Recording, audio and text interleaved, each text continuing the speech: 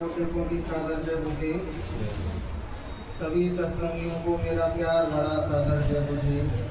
जय गुरुदेव। सभी संतों ने एक ही बात कही है बहनों भाइयों।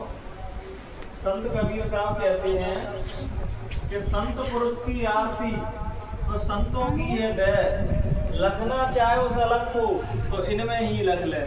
अगर परमात्मा को देखना है तो कोई तुम्हारे सामने कोई सच्चे संत मिल जाए, उस प्रभु के चाहने वाले मिल जाए, उस प्रभु के प्यारे मिल जाए, तो समझना भगवान उन्हीं के अंदर हमें दिखाई दे रहे हैं। इस साक्षात तो हमें दिखाई नहीं देंगे कि उस लेवल की किसी की भजन नहीं है, साधना नहीं है, तपस्या नहीं है, तो कैसे दिखाई देंगे। लेकिन जब कोई एकदम भक्त मिल जाते हैं, सच्चे संत मिल जाते हैं, तो उनके चरण उस भाव से छीए, मान के चलो हम परमात्मा के पैर छी रहे हैं, परमात्मा के सानिध्य में रह रहे हैं, तो उनका प्रताप हमें उनके संग रहने का फल मिलता है। केवल हम समय पास मनोरंजन के लिए कोई चीज करेंगे तो उसका हमें फल नहीं मिल पाता है। बहनों भाइयों, जितने भी संत महात्मा आए धरती पे, लेकिन अब उसमें हमारा सबसे बड़ा दुर्भाग्य क्या रहा कि जीते जी हम उनके समीप नहीं जा पाए, क्योंकि उस टाइम पर उनका प्रचार दुष्प्रचार इतना हो रहा होता है। हम तो समाज के सबसे बड़े दुश्मन वही संत हैं, क्योंकि वो पाखंडवाद का हमेशा विरोध करेंगे। जिन चीजों को हम धर्म समझ के ढो रहे हैं, वास्तविकता में वो धर्म है ही नहीं है। धर्म तो हमें आजादी देता है, धर्म हमें स्वतंत्रता देता है, और धर्म हमें उस सच्चे प्रभु से मिलाता है। धर्म के नाम पर ये नहीं कि चाहे ही तस्वीर मिलाए, कहाँ तक चाहे ही पत्थर हमें पसीजा खा लो, नहीं। अपने अंदर कब उतरोगे तुम, अपने भीतर से परिचित कब हो कि मैं कौन हूँ, मैं पता है तुम कौन हो। तो वो परमात्मा की भेजी हुई छोटी सी अंश हो, ईश्वर अंश जीव अविनाशी और चेतन अमल सहज सुख राशि। उस परमात्मा का अंश तुम्हारे रूप में, आत्मा रूप में बैठा है। हम उससे लाखों करोड़ों मील दूर हैं। अभी जब हम भजन साधना करते हैं बहनों भाइयों, हम उतने अपने ही करीब होते जाते हैं। अभी हम भजन ही नहीं करते, हम अपने आप से इतने दूर हैं मानो लाखों करोड़ों मील दूर हो। जब भजन करते जाते हैं स्वयं से परिचित होते हैं कि हम स्वयं हैं कौन। अभी तो मेरा नाम राहुल है, आपके जैसे नाना प्रकार के नाम है, बस इसी नाम से आपको संबोधित किया जाता है, लेकिन आपका असली परिचय वो नहीं है। आपका असली परिचय है कि मैं परमात्मा की संतान हूँ, मैं परमात्मा का बच्चा हूँ और उसके ही स्वरूप है।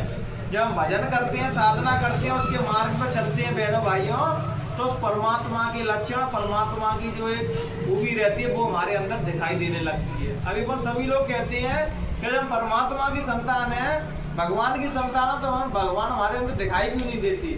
पर दिखाई इसलिए नहीं देते बहनों भाइयों, क्योंकि हमने जो कीमती जो समय है उसको व्यर्थ के कामों में बर्बाद कर दिया है।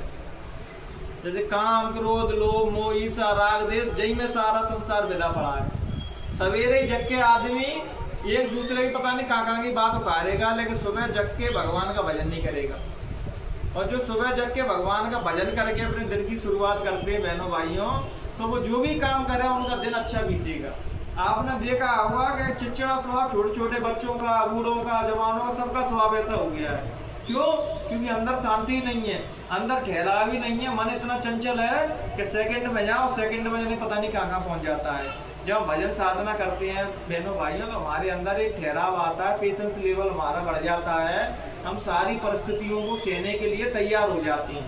अभी आप नौजवान बच्चों को देख रहे हो, कुछ नया कष्ट पड़ा तुरंत सुसाइड करने के लिए भगते हैं।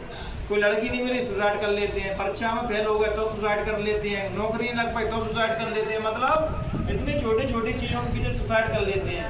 बहनों भाइयों, जो बताओ जब परमात्मा ने तुमको धरती पर भेजा है तो तुमको भूखा मरने देगा वो?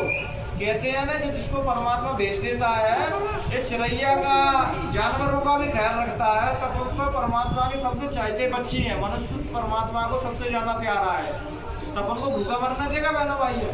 नहीं मरने देगा। लेकिन हम ये गलत फहमी में जीते हैं कि मैं कर रहा हूँ, सारा संसार खा रहा है, मेरे कमाने से घर चल रहा। नहीं, तुम्हारे कमाने से चल रहा, उसकी कृपा से चल रहा है। तो उसकी कृपा को हम कब समझ पाते हैं? जब भगवान के मार्ग पर चलने लगते हैं। जब तक भगवान के मार्ग पर नहीं चलोगे तो अपनी ताकत को और अपने आप पर विश्वास होगा कि सब कुछ मैं ही कर रहा हूँ। तो छोटे छोटे बच्चे हैं सत्संग में आते हैं बहनों भाई, इनके ऊपर संस्कार पड़ते हैं सत्संग के। जो आगे चल के इनके जीवन में मुसीबतें आ रही होंगी ना बहनों भाइयों, तो परमात्मा देखेगा भैया इतनी कम एज में सत्संग सुनने गया था, यहाँ तो बूढ़े बूढ़े आदमी हो जाते हैं, वो सत्संग में नहीं जाते, वो ऐसे बुराई भलाई में लगे रहते हैं, कौन चुनाव जीत रहा है, कौन हार रहा है, कौन मुख्यमंत्री बनना है, कौन प्रधानमंत्री बनना है, ऐसे बात करेंगे मतलब अगले प्रधानमंत्री जी बनेंगे। क्योंकि भारत में इतने लोग बेरोजगार है, इतनी समस्याएं हैं, कहीं गड्ढा भी खुद रहा होगा बहनों भाइयों तो हम 150 लोग गड्ढा खुदने के देखने के लिए पहुंच जाएंगे, इतने लोग फ्री है। और विदेशों में एक एक समय की एक एक मिनट की कीमत है, यहाँ अपना समय आदमी व्यर्थ के कामों में खत्म कर रहा है, अपनी जो जीवन ऊर्जा है, जो सांसों की पूंजी वो मालिक दे रहा है ना, पता नहीं क्या क्या खत्म कर रहा है। 2 महीना सुकून से शांति से परमात्मा के लिए कोई नहीं दे रहा। भगत में सवेरे जगत में भगत में ऐसी पूजा करेंगे कि माना चलो परमात्मा को देख पाएगा नहीं देखा, भजन में पूजा करी, भगत में ड्यूटी से अपने अपने चले गए। अरे 2 मिनट दो उनको, लेकिन पूरे 2 मिनट वो परमात्मा के लिए होना चाहिए। महत्वपूर्ण ये नहीं कि अपन कितने घंटे भजन किया, महत्वपूर्ण ये है कि जितना किया वो कितने भाव से किया, वही तो संसार नहीं बसा। कि 2 मिनट किया बहु ऐसा किया कि भगवान जी दे देना, वो दे देना, बच्चों की संभाल करना, मकान दे देना, आटा बेली दे देना, तो बहु में संसार को मांग लाए। कहीं कोई काम तो ऐसा करो जो निस्वार्थ हो। अपने लिए तो बहनों भाइयों जानवर भी जीते हैं, जानवर भी अपने लिए जी के मर जाता है, लेकिन अपन मनुष्य हैं तो अपने अंदर कुछ मानव वाले गुण तो होना चाहिए। अपन एक दूसरे की मदद के लिए खड़े हों, एक दूसरे के दुख संकट में खड़े हो जाए, वही तो सच्चा मनुष्य है। भगवान तो कभी आएगा नहीं किसी की मदद करने के लिए। और महाभारत में भी कृष्ण भगवान ने कह दी, मैंने उन्हें प्रतिज्ञा ली कि मैं अस्त्र उठाऊंगा ही नहीं, उन्हें प्रतिज्ञा ली कि मैं नहीं लड़ूंगा, मैं तो केवल मार्गदर्शन दिखाता हूँ, चलना तुमको पड़ेगा उस रास्ते पर। आप जी कहो तो कोई मार्गदर्शन दिखा रहा तो कोई तुम्हारे आगे चलते तो भगवान नहीं चलेंगे, वो तुम्हारा रास्ता दिखा देंगे बस, कि इस रास्ते में चलोगे तो तुम्हारा जीवन अच्छे से बीतेगा, नहीं चलोगे तो तुम जैसा जियोगे तुम वैसा करने का फल भोगना पड़ेगा। करनी के विधान से, कर्मों के विधान से भगवान राम भी नहीं बच पाए। तो सोचो ऐसी अवतारी शक्तियों को लेन देन चुकाना पड़ा तो बहनों भाइयों तो हम किस खेल की मूली है, हमको नहीं देना पड़ेगा, हमको भी लेन देन देना पड़ेगा। इसलिए बहनों भाइयों कर्म करते में होशियार मत बनो, वो हमें 24 घंटा देख रहा है। कुछ जाने अनजाने कुछ गलतियां हो भी जाए, गलतियों के मनुष्य पुतला है, सबसे कुछ ना कुछ गलतियां होती हैं। तो धरती पर कोई मनुष्य नहीं जिससे कोई गलती ना हो, लेकिन सब गलती क्षमा मांग के अपने गुरु के सामने, परमात्मा के सामने माफी मांग के और प्रण कर लेता है कि परमात्मा आज के बाद मैं तुम्हारे पथ पर चलूंगा और आज के बाद मैं जीवन में कोई घोटे कर्म नहीं करूंगा।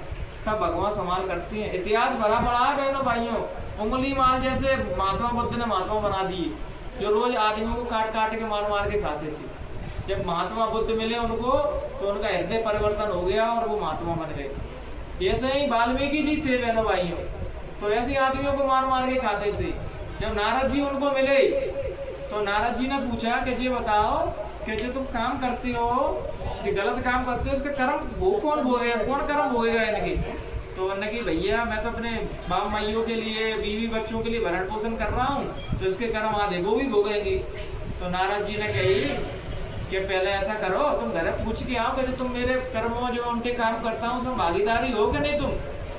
तो उन्होंने कह रहे तुम भगने के मारे कर रहे हो, तुम भगना जाओगे, मैं तुम्हें मारूंगा वाल। तो नारद जी को मारने की सोच रहे थे वो। तो नारद जी ने कही ऐसा करो, हमें पेड़ से बांध जाओ और तुम घर पूछिए भागे बाद में मार देना, लूट पाट जो करते हो वो कर लेना। तो नारद जी तो गुरु बन के आए थे उनके, उन्हें सबक देने के लिए, क्योंकि उन्हें आगे चल के संत बनना था।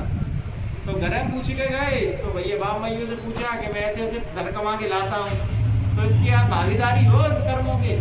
तो उन्हें भैया तेरा काम है, हम तेरे बाप माइयों, तेरा काम है हमारा पेट भरना, अब तू कैसे कमाता है वो तेरी समस्या है, हम नहीं उसमें सहयोगवादी है, तो तेरी जिम्मेदारी हो तो उठानी पड़ेगी। तो भैया बीवी के सामने गया कि भैया मैं तेरा पति हूँ, तो मैं तेरे लिए हार वगैरह सोने जा रहा, तो चीजें ला रहा हूँ, तो तू कर्मों में तो मेरे भागीदारी बन जाएगी। भैया हम क्या बन जाएंगे, तुम्हारा धर्म है, तुमने शादी की है, तुम्हारा भरण पोषण करना तुम्हारा धर्म है, हाँ मैंने क्या पता तुम कैसे लिया, करने का फल तुम भोगोगे। ऐसी बहनों भाइयों ने पूरी फैमिली से पूछा, किसी ने भी सहयोग नहीं किया कि हम तुम्हारे कर्मों में भागीदार बनेंगे। तब उनको बोध हुआ, ज्ञान हुआ कि वास्तविकता में परमात्मा के अलावा, सदगुरु के अलावा हमारा सच्चा मित्र, सच्चा हितैषी कोई नहीं है। ये संसार बहनों भाइयों स्वार्थों पर टिका हुआ है। यहाँ जिसका जितना ज्यादा स्वार्थ है उतना ही गहरा रिश्ता है। स्वार्थ खत्म, मतलब खत्म, सारे रिश्ते खत्म। आपने देखा होगा बहनों भाइयों, किसी माँ बाप के बच्चे मर जाते हैं तो 1-2 महीना जाना 1 साल अफसोस करेंगे बच्चों का भी, फिर 1 साल बाद वो भी सब संसार में वैसे के वैसे रम जाते हैं। किसी को कोई फर्क नहीं पड़ता। तुम्हारा जीवन है, तुम्हें खुद देखना है कि तुम्हें अच्छा काम करके सदमा कर्म करके भगवान का प्यारा बनना है या खोटे कर्म करके अपना जीवन नरक में बिताना है। ये भगवान ने तुम्हें पूरी कॉपी दे दी है, तुमको क्या लिखना है ये तुम डिसाइड करना। परमात्मा ने कर्मों का फल देना अपने हाथ में रख लिया है कि तू कर उल्टे सीधे, लेकिन फल मेरे हाथ में है। अगर मनुष्य के हाथ में सब कुछ भगवान ने दे दिया होता तो मनुष्य यहाँ से मर के नहीं जाता, क्योंकि यही परमानेंट रहता वो। मृत्यु एक ऐसी चीज है जो हमें ज्ञान की ओर ढकेलती है। अगर मृत्यु ना हो तो हम कभी ज्ञान के बारे में सोचे ही नहीं, भगवान के बारे में कुछ सोचे ही नहीं, क्योंकि जानते हैं जब व्रत होने लगता है शरीर के अंतिम पड़ाव मृत्यु है। बुढ़ापे के बाद क्या मृत्यु। जैसे हम सभी लोग जो बच्चे नौजवान बैठे हैं तो वह इन्हें मृत्यु इतनी दूर दिखाई दे रही होगी, मतलब इनकी मृत्यु होगी नहीं, लेकिन होगी उनकी भी। और बूढ़े लोग बहुत नजदीक दिखाई दे रही होगी, पता नहीं कब मर जाए हम। इसलिए तो आपने देखा हो कथाओं में, रामायण में, भागवत में बूढ़े लोग जाना जाते हैं, नौजवान कम जाएंगे, क्योंकि नौजवानों को अपनी मृत्यु बहुत दूर दिखाई दे रही है, अभी तो मर रहे हैं हम, और गारंटी किसी का नहीं है। क्योंकि कहते हैं सामान 100 वर्ष का है और फल की खबर नहीं है। आदमी 100 वर्ष तक स्टोर कर रखे घर में कि भैया अच्छे अच्छे कपड़े, अच्छे अच्छे खाने पीने के लिए, और फल का भरोसा नहीं है, 1 सेकंड में मर जाए वो। तो संतों ने क्या खूबा कि सामान 100 वर्ष का है और फल की खबर नहीं है कब तुम मर जाओ। तो इसलिए बहनों भाइयों, जो मनुष्य झोला मिला है इसे एक दूसरे के काम में काम करो। भगवान को तो किसी ने नहीं देखा, लेकिन हम एक दूसरे के अंदर जो भगवान बैठा है तो समझना हम भी एक दूसरे की मदद करते हैं, कहीं को सच्चा रास्ता दिखाते हैं तो समझना भगवान के नेक बंदों को तुम सच्चा रास्ता दिखा रहे हो। क्योंकि कहते हैं जात पात पूछे नहीं कोई और हरे को भजे को हर ही हुई।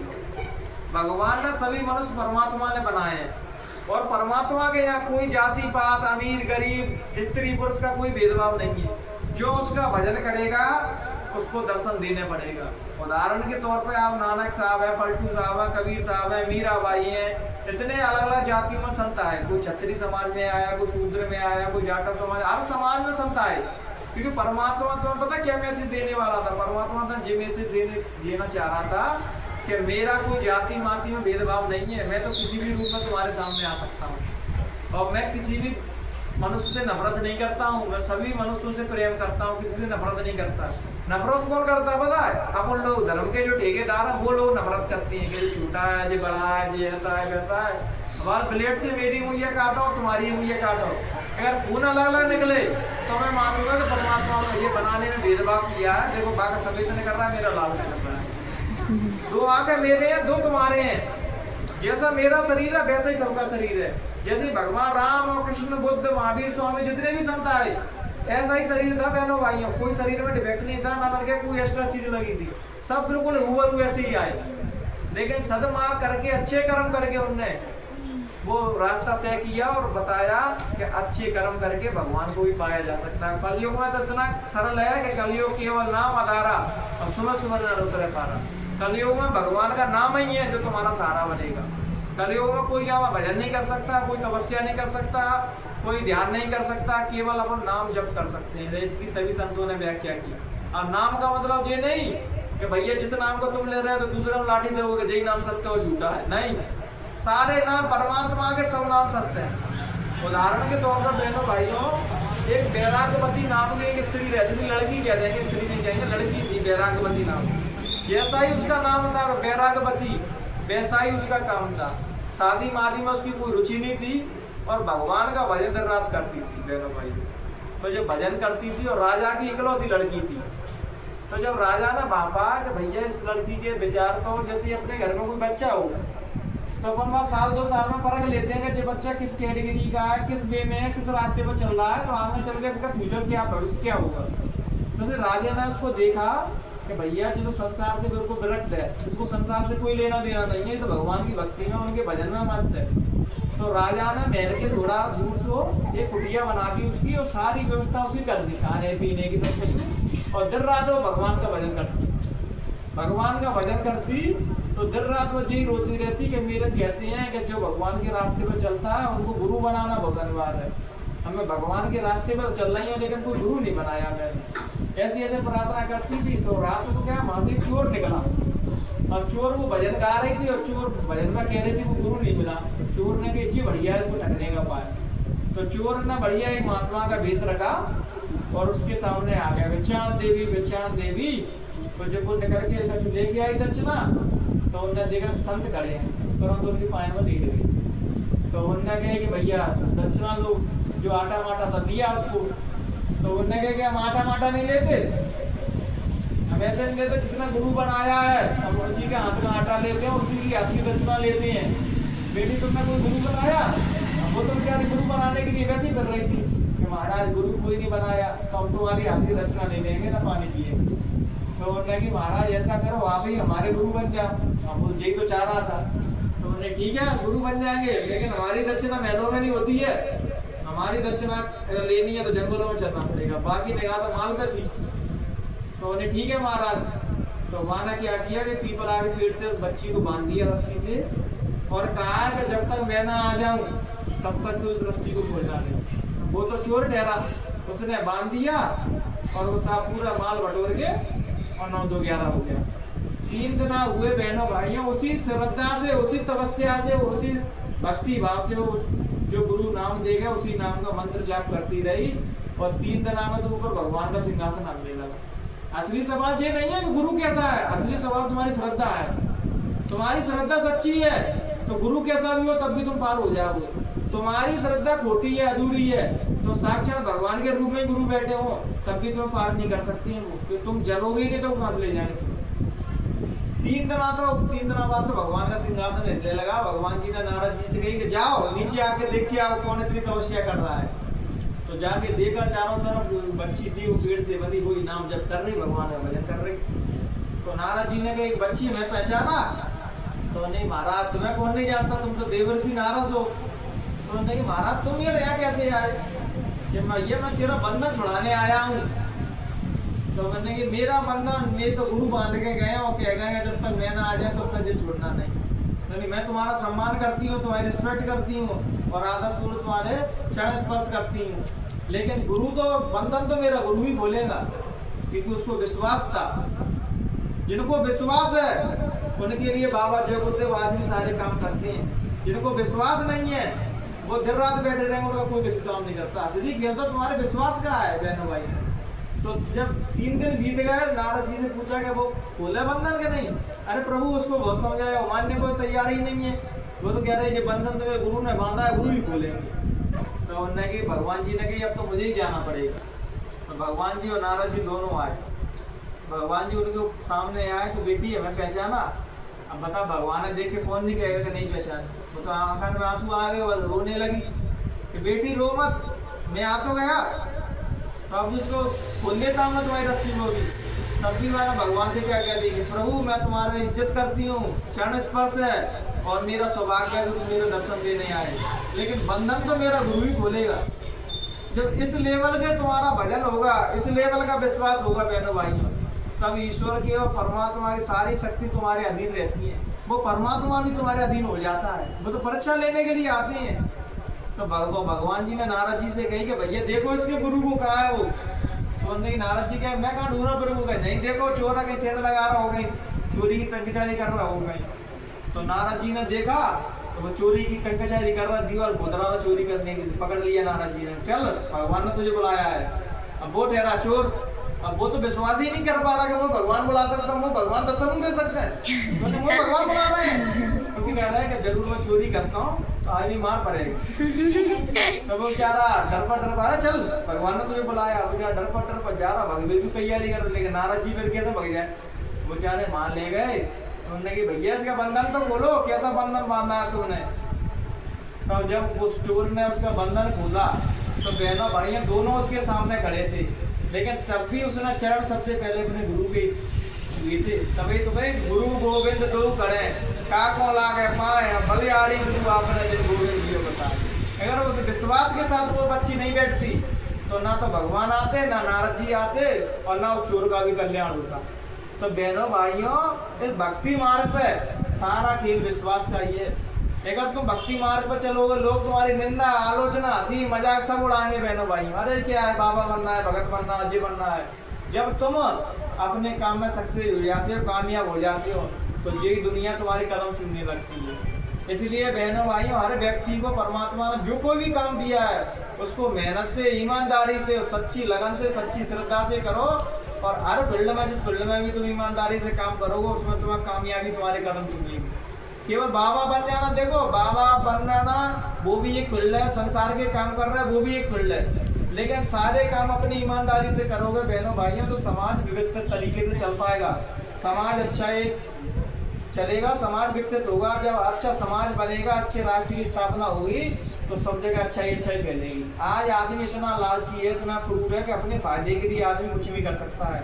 किसी भी डिपार्टमेंट में चले जाओ बहना भाइयों तो वहाँ बगैर रिश्वत के कोई काम नहीं हो रहा है। जो एक आध बेचारे ईमानदार अधिकारी रहते हैं तो उनको भी भ्रष्ट आदमी उनको भी कर देती है। इसलिए बहनों भाइयों जो सत्संग वगैरह महात्माओं के सोशल मीडिया के माध्यम से अगर उनको सुनना ही हो और अपने जीवन में नहीं उतार रहे तो सारे सत्संग तुम्हारे लिए व्यर्थ हैं, और तुमने एक लाइन समझ के अपने जीवन में उतार लिया बहनों भाइयों तो समझना सबसे बड़ा सत्संग तुमने अपने जीवन में धारण कर लिया, सबसे बड़ा प्रवचन तुमने अपने अंदर उतार लिया। आज रामायण भागवत कथा सत्संग कितने हो रहे हैं कलयुग में, फिर भी व्यक्ति तुमको सीधा दिख रहा है, भगवान के मार्ग पर चलने वाला दिख रहा है तुमको, सबके अंदर बुराइयां भरी पड़ी हैं। क्यों? तो जा कान से सुनती है और जा कान से निकाल देती है। मैंने भागवत करा दें पहले 2 नंबर से कमाना 2-4 करोड़ रुपया, फिर 20 लाख की भागवत करा देंगे। तो भैया वो भागवत कह रही है तुमसे, भगवान कह रहे हैं, कहते हैं पहले 10-50 लोगों का मार, फिर 1 लोगों का दवाई के लिए पैसे दे देना। क्या बात है ऐसे पुण्य करने से? बात है बढ़िया है, तो भागवत रामायण कछु मत करो, सत्संग वगैरह कछु मत करो, लेकिन अपना काम तो सही से करो। अपन लोग अपने अपनी जिम्मेदारियां भूल चुके हैं, तभी तो आज प्रकृति की आपदा देख रहे हो। ये परमाणु बम फट रहा है, बाढ़ें आ रही हैं, बाढ़ों में कितने लोग मर गए। प्रकृति ना तो चावल पहने दे रही, ना धान पैदा हो रही, कुछ फसल नहीं होने दे रही। आगे ऐसी परिस्थिति नहीं, गुरु महाराज ने कही कि चंडी देवी नाम की एक देवी है, वो मसाल लेके निकल चुकी है, पहला सब जगह गरीबी फैलाएगी, भुखमरी फैलाएगी। ऐसा समय आएगा, गुरु महाराज कह रहे ऐसा समय आएगा कि नल्ले में रोटी डली होंगी, बहुआ तुम मना करेंगे जग में उठा के खा लो। अन्न तो इतना महंगा हो जाएगा, बोरा भरे पैसे के घूमोगे तुम और कह दोगे कि भैया बोरा ले लो 2 रोटी दे दो, तो रोटी नहीं मिलेगी तुम्हें, ऐसा समय आएगा। और इसके जिम्मेदार पता कौन है बहनों भाइयों? और कोई नहीं है, इसके जिम्मेदार सभी हम ही लोग हैं, क्योंकि हम कोई नहीं काम अपना मेहनत ईमानदारी से नहीं करते, सब में हराम खोरी बेईमानी सब में चल रही है। इसलिए तो प्रकृति भी बौखला रही है। गुरु महाराज कहते थे कि जब संत शांत हो जाते हैं तो फिर प्रकृति अपना काम करती है। जब गुरु महाराज ने वो लीला की बहनों भाइयों तो वहाँ उत्तराखंड में बादल फटे तो जब कितने लोग मरे थे, पुल टूट गए, उस टाइम की घटना आपको याद होगी। तो जब तक संत प्रकृति पर सही संत धरती पर रहेंगे तब तक वो प्रकृति को रोके रहते हैं और सारे देवी देवताओं को आश्वासन देते रहते हैं, उन्हें समझाते रहते हैं कि महाराज देखो रुक जाओ। सारे देवी देवता ब्रह्मा विष्णु महादेव सब तैयार खड़े हैं विनाश करने के लिए। वो तो संत आ रहे हैं, आ जाने के संत हृदय नवनीत समाना। संतों का हृदय मक्खन की तरह होता है, वो किसी को दुखी भी नहीं देख, किसी भी जीव को दुखी नहीं देख सकते हैं। तो ऊपर के पार्लियामेंटों में तुम्हारी अर्जी लगाते हैं, ये देवता देवी देवता थोड़ा समय में और दे दो। गुरु महाराज ने भगवान शंकर 80 में इस धरती को खत्म करने वाले थे बहनों भाई। जब 4था यज्ञ गुरु महाराज ने मांगा यज्ञ रचाने और शंकर भगवान को समझाया कि महादेव हम जानते थे कि तुम 80 में क्या करने वाले हो, इसलिए तो 79 में 1 साल पहले ही पहुंच गया गुरु महाराज वहाँ। तो माँ हवन करवाया, यज्ञ करवाया और शंकर भगवान को शांत करवाया। पक्षी के रूप में शंकर भगवान बैठे और सभी सत्संगियों से कहा कि शंकर भगवान के दर्शन कर लो। जब सबने दर्शन कर लिया, गुरु महाराज अपनी कुटिया में चले गए तो पक्षी जाके कुटिया में पहुंच गया और उसने शंकर भगवान ने असली रूप में गुरु महाराज को दर्शन दिया। कहे महाराज तुम क्यों आए? तुम्हें दिख नहीं रहा है कितना पापाचार अत्याचार कितना बढ़ रहा है?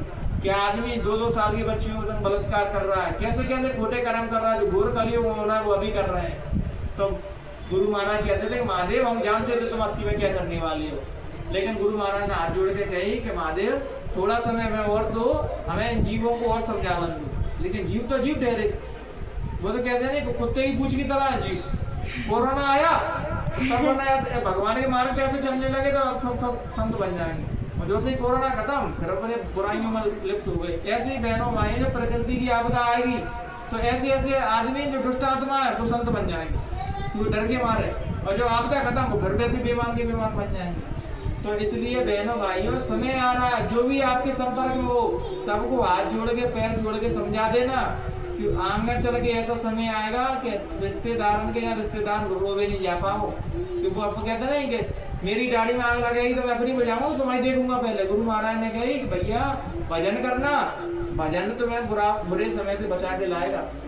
जब पापाचार अत्याचार फैलेंगे संसार में तो वो तुम्हारा भजन तुम्हें वहां से निकाल के लाए। भजन कहते नहीं भजन सभी समस्याओं को निजात पाने वाला एक ऐसा चीज है जो भगवान का भजन करेगा उसके सारे दुख खत्म हो जाते हैं। जो भजन नहीं करते तो केवल मतलब के लिए भगवान को याद करते हैं, तो भगवान तुमसे ज्यादा चालाक है। तो भाई खोपड़ी में क्या चल रहा है वो सब जानता है वो। इसलिए भूली भरी सब अपने गुरु के सामने बोल दो कि मैं तो ऐसा हूँ, तो गुरु माफ कर देंगे। और चालाक बने तो तुम अपना ही नुकसान करोगे। इसलिए तो कहा है कि चतुराई चौपट करे और ज्ञानी गोटा खाए, भोले भाले भक्त को तुरंत हरि मिल जाए। जो ज्यादा पढ़े लिखे नहीं रहते ना बहनों भाइयों, गांव के सीधे सच्चे लोग रहते हैं, उन्हें भगवान बड़ी सरलता से मिल जाता है। जो ज्यादा पढ़े लिखे रहते हैं वो खोपड़ी का इस्तेमाल करते हैं, खोपड़ी से भगवान को पालू, और खोपड़ी से भगवान किसी को मिलता नहीं है, क्योंकि भगवान हृदय का विषय है। इसलिए तो संतों में और संसार में इसलिए नहीं बनती कि संत हृदय से सोचते हैं और संसार खोपड़ी से सोचता है। संसार कहता है कि भैया हमने कोई बुराई छोड़ी नहीं है, जे कैसे छोड़ सकता है, जे भगवान से कैसे मिल सकता है। तो वहाँ विश्वास ही नहीं होता, जब हमने नहीं छोड़ी बुराई तो जे कैसे छोड़ सकते हैं। इसको ईर्षा के कारण उनका विरोध करता है। जब विरोध करने के बाद भी कुछ नहीं मिलता है, क्योंकि जिसके पास सत्य है उससे कभी मत टकराना बहनों भाइयों, सत्य की हमेशा विजय होगी है। रविदास को, संत रविदास को इतना सताया काशी में ब्राह्मणों ने कि उसकी हद नहीं, लेकिन सत्य सच्चे थे वो, जाति के बड़े जाटव थे लेकिन वो सत्य थे। तो उनका लोहा आदमी काशी में बड़े से बड़े ब्राह्मण लेते हैं कि भैया भक्तों को कौन रोक सकता है। जो ब्राह्मण उनसे ईर्षा रखता था बहनों भाइयों, जब उसके घर गिरा तो रविदास ही उसकी छान उठाने गए, तब उसको अपनी पश्चाताप हुआ, रो के चरण पकड़े रविदास के। वह ब्राह्मण किसी के पैर पूछता नहीं है, वो अपने ही पैर झुलवाता है। चरण पकड़ के रोया वो, हे रविदास हमने तुमको इतना सताया, तभी तुम मेरी मदद करने के लिए आ गए। तो तभी तो कहा कि संतों ऐसे ही मानने बन जाते हैं, भगवान के प्यारे ऐसे ही नहीं बन जाते हैं। संत वचन पत्थर की लीका, मोर मुकुट चाहे पड़ जाए फीका। भगवान ने खुद कही है कि मेरा वचन भी फीका पड़ जाएगा, कि संत ने कुछ कह दी तुमसे तो वो बात समझना 100% सत्य होनी है, बात पूरी डाल पाएगा। भगवान ने पहले वचन हरा लिए हैं कि जो मेरा प्यारा मेरा भक्त कुछ भी कह देगा किसी से, वो काम सत्य होनी है। इसलिए तो बहनों भाइयों, कोई अपने जीवन में सच्चे गुरु की खोज करे, कोई सच्चे महात्मा मिल जाए हमें, तो हमें जीवन का रास्ता दिखाना, अपने जीवन का जो हमारे किस लिए संसार में आए वो बताना कि क्यों आए संसार में। देखो बहनों भाइयों, संसार में कमाना धमाना तो जरूरी भी है, क्योंकि पेट पालना है, लेकिन मेहनत ईमानदारी से करोगे। अगर तुम्हारे घर में 10,000 रुपया आ रहे हो तो तुम ताज्जुब करोगे 10,000 में घर कैसे चल रहा है। यहाँ 1-1 लाख रुपए में घर नहीं चल पा रहे हैं, वहाँ 10,000 में घर चलेगा। जे बरकत है परमात्मा की, जे दया है, तुम खुद ताज्जुब करोगे। कोरोना में बहनों भाइयों कोई सरकारी नौकरी नहीं थी और सारी व्यवस्था अपने आप बनी थी। ये भगवान के भजन का जे प्रताप होता है। एक आएगा आदमी है 2-3 लाख रुपये महीना आ रहे थे, उनके लाले पड़ गए थे कोरोना में। इसलिए बहनों भाइयों, भगवान का भजन करो तो तुम्हारी लाज राखेंगे। नरसिंह मेहता को देख लो, जब सब कुछ भगवान के चरणों में कर दिया तो ऐसा बात दिया कि सोने की मोहरें लुटा दी। जब उन्हें देखे कि इस बस्ती के लोग तो बहुत ज्यादा कंजड़ है, बहुत ज्यादा ऐसे हैं कि इतना धन बांट दिए तो भूखे मरे जा रहे, बहुत दे तो सोने की मोहरें लुटा दी। लो बन लो कितना भरोगे, गली नाले में सोने की मोहरें लुटाई उनने। आज ही में खुदाई होती है गुजरात में, सोने की मोहरें निकलती है। किस लिए? केवल भक्त के अधीन आके उनकी भक्ति के कारण ही तो भगवान को आना पड़ा। मरे मरा जिंदा आए पाप कराने के लिए। तो बस ये भक्ति नहीं शक्ति है, भक्ति अच्छी है सच्ची है तुम्हारी, तो भगवान को बेबस होके जाए, ये कौन सा भी हो, लेकिन आना पड़ेगा उसको। कहता है भक्ति में छल कपट है, बुराइयां है बहनों भाइयों। तो भगवान अगर समझना तो भगवान नहीं आ रहा तो समझना अगर तुम्हारी भक्ति में कहीं ना कहीं कमी है, इसलिए वो नहीं आ रहा है। तो इन्हीं विचारों के साथ बहनों भाइयों हम नहीं विराम देंगे। अगर कहने सुनने में किसी भी प्रकार की त्रुटि रह गई हो तो अपना बेटा अपना छोटा भाई समझ के माफ कर देना। जय